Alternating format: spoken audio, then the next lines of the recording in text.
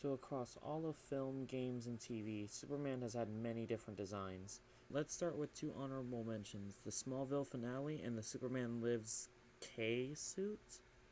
I think it's K, it's some sort of, whatever. The other suit, not the main suit that you're going to see later on in this video.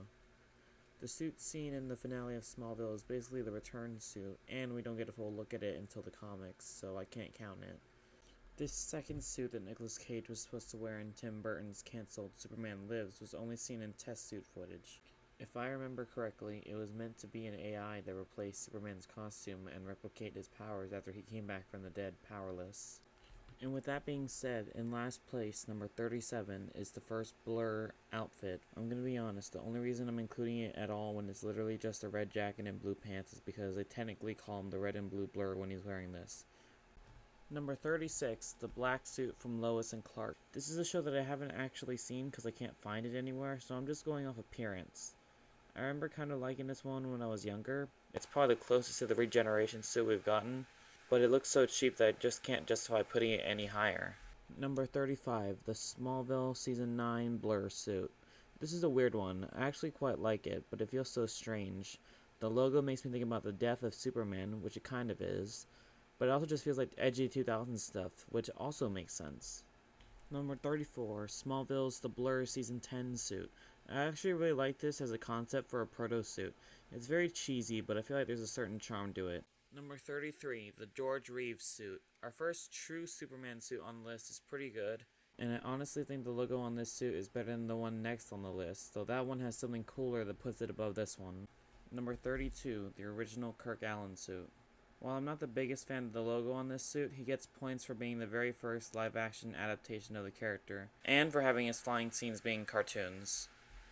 Number 31, the Injustice 2 base design. The headpiece on the suit is really weird, and I don't really think Superman needs armor. I get what they're going for, but it doesn't work. Number 30, the Superman Lives main suit, also seen in The Flash. Ignoring the codpiece, and I actually think this is a pretty good suit. Unfortunately, that's kind of hard to do. I also think the mullet is questionable, though I don't hate it. Number 29, Legion of Superheroes. I don't know why, but I really don't like this animation style. Number 28, Superman 1988. It's really ugly animation on the face, but I think the suit looks good. Number 27, Super Friends. This one is a classic that I've seen several times, but it's very stiff, so I can't put it any higher. Number 26, the Lois and Clark suit. This suit is really weird to me. I think the colors are great, minus the yellow / gold in the logo, and I think Dean Cain fills the suit well, but the hair is kind of off, and I feel like he looks like he'd be better at playing Clark Kent than he would be at playing Superman. Number 25, the suit from Supergirl. This is a very middle-of-the-road suit. I think the colors are a little dark, but the quality of the suit itself looks good, and I feel like Tyler is good in the role even here. Of course, there's the big thing with the cape clamps, which I personally don't think look great here, but I know they can be done well, so as you'll see later on in this list. Number 24, Justice League Action. Feels like a mix of Legion of Superheroes and the Batman from 2004. Not bad, but not great. Number 23, Injustice Regime Superman. This is super pointy man. He's got points on his shoulders and a very prominent point on the bottom of his very pointy logo. With that being said, it's significantly better than Injustice 2, and I think the darker colors fit this version of the character better. Number 22, the second suit from My Adventures with Superman. I'm not gonna lie, I'm not the biggest fan of this suit. Getting rid of the trunks makes him look naked. Number 21, CW Black Suit. So we actually see this suit twice, once in the Elseworlds crossover, which I haven't seen yet, and again in Superman and Lois in an alternate universe. I think this suit also does a good job at the black suit. It's not the regeneration suit, but it's an evil Superman suit. I feel like adding a collar really contributes to that evil look. Number 20, Injustice Main Universe. To me, this is very reminiscent of the Supergirl suit, even though this came first, but I feel like it looks better. And it helps that this Superman is actually good and not evil, unlike his regime counterpart. Number 19, DC AMU's New 52 design. I wasn't really a fan of the animation style growing up, but it's really grown on me as I've been watching the movies. I realize it's just a New 52 suit from the comics that people will either love or they'll hate, but personally I think it's a pretty cool design. Number 18, Tomorrowverse design. I'm not the biggest fan of the animation style, but this is definitely Superman. Though I feel nothing for this design. It's not bad or good, which is why it's right in the middle. Number 17, Suicide Squad Kill the Justice League. Say what you want about this game, but damn, they did a good design for Superman. Too bad this version is evil. Number 16, the suit from the Smallville Season 11 tie-in comic. I know we never got to see this one in live action, or a game, or even animation, but I still want to count it because it's part of his story. Getting rid of the trunks looks a bit weird to me for some reason, but this definitely shows us how good Tom's likeness can be used for Superman. I kind of like the blue-gray on the sides, and I think having Superman being relatively slim is an interesting choice. He has multiple different suits in this run, but I already feel like I'm pushing it, including this one, which is also why I'm not putting it any higher. Number 15, Justice League. I'm going to separate the two cuts again, even though they're basically the same suit, just changed in post-production. But let's talk about the suit as it is in the theatrical cut. I think in darker scenes it actually looks perfect. Unfortunately, daylight scenes don't look good and Cavill just looks off in some scenes. The suit is brighter, which is good, but brightening up the suit also draws more attention to the totally unnecessary fake muscles on the suit. Like, Cavill did not need those at all. So yeah, while it looks good in dark lighting, I think it's ultimately got too much fake muscle and it's a little too bright. Number 14, Zack Snyder's Justice League. While technically the same suit as the last one, having the suit be black and silver both fixes the issue with fake muscles being too prominent, and it makes sense within the story. If I recall correctly, Snyder wanted to film it with the black suit being practical, but WB pushed against it, classic WB. But imagine how it would have looked without a cape or with a beard and a mullet. It would have looked so much cooler, but it still looks cool as is. Number 13, Superman Returns. I think the logo and trunks are a little small and the red could be brighter. That's it. If they fix those two things, it would probably be perfect for me.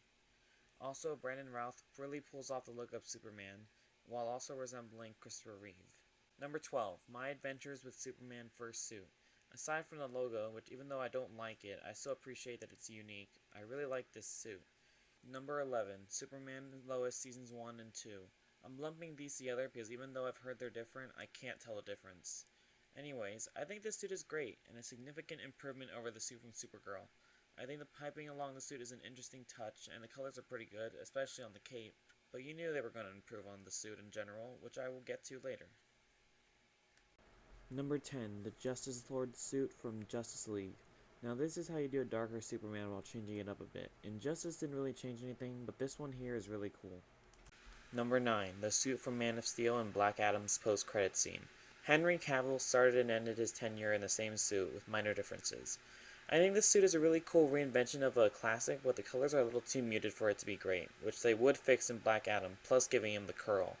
But unfortunately, considering how little we saw of him that time, it's not enough to raise the suit any higher on my ranking.